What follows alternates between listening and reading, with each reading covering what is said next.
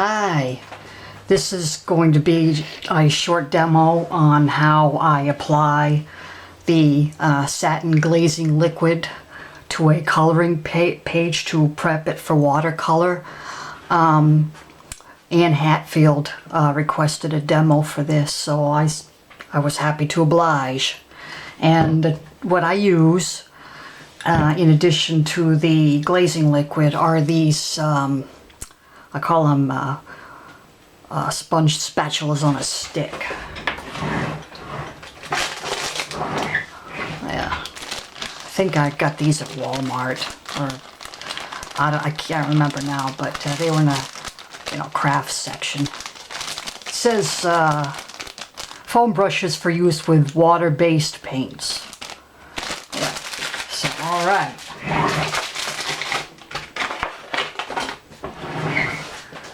So I turn the knob here to get it going, and then I apply a line at the top of the coloring page, like so, and then I take my little sponge spatula, bring it down,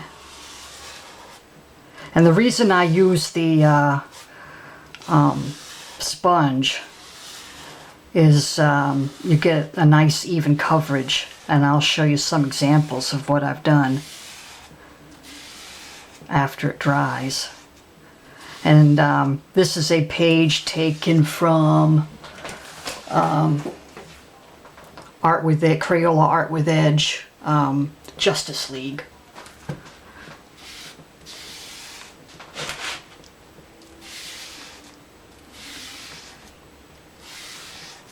This is what I do. I just make sure I go in downward even strokes.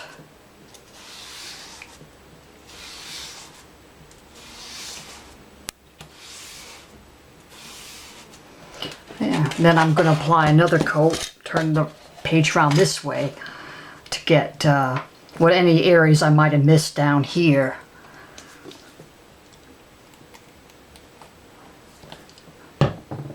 And brush it on the same way.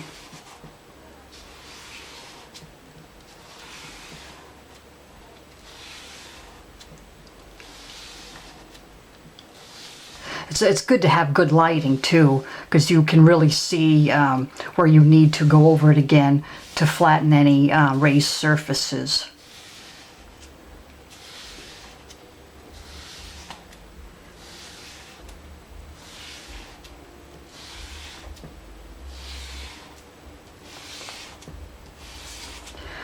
And now I can see, looking in the light, I've got a raised line here and other lines here, and this area here needs to be flattened. So then I take my little sponge and go horizontally across the page.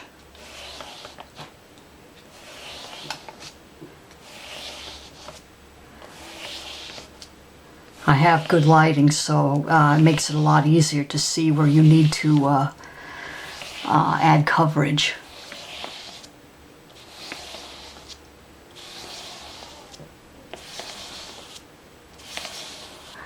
Yeah, and then I look in, I adjust and tilt the page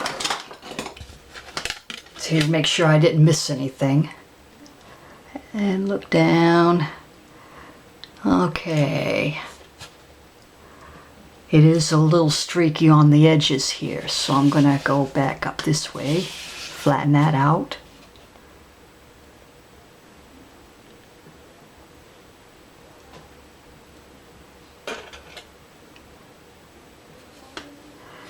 And then go one more time across the paper. And then, if it looks nice and even, then I allow it to dry.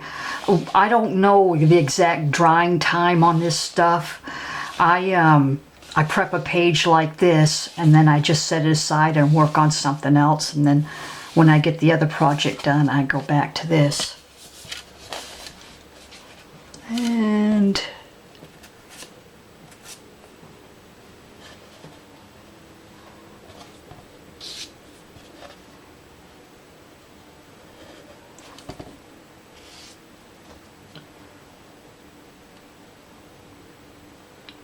Okay.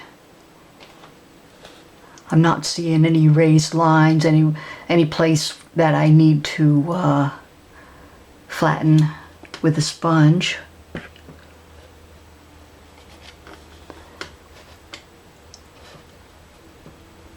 Okay.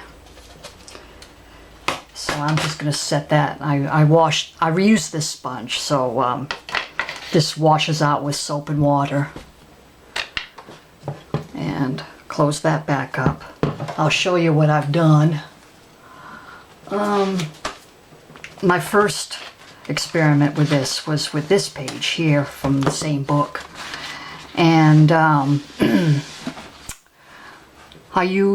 wanted to see how pencil and other mediums would work with this as well. And his jacket and hood were done with watercolors. And his little, oh, I don't know if I've been on camera or not, but his little weapon here was done with watercolor and then accented with pencil. And this background here was done with Sharpies, with a neon green Sharpie. As you can see, no bleed through. So what it does, it covers the tooth of the paper and forms a new tooth that allows you to use watercolor. And I used a liberal amount of water right here, as you can see. I'm still working on the water control issue, but I mean, look how flat that is, and it doesn't have that usual crinkling that paper does, regular paper that has had watercolor. So that's that. And I also did my second use of it was, yeah, in Jazz Age fashions. And I did this. I did the same thing. Her dress is a base of watercolor, accented with fine line Sharpies, and there's some gel pen on her bracelets and her earrings, and pencil for her shawl right here. That was pencil, and the background was done with watercolor, and you can see how flat the paper is. No bleed through. So that's my little quick demo of how I prep a page for watercolor using the satin glazing liquid. If you have any more questions, just let me know in the comments.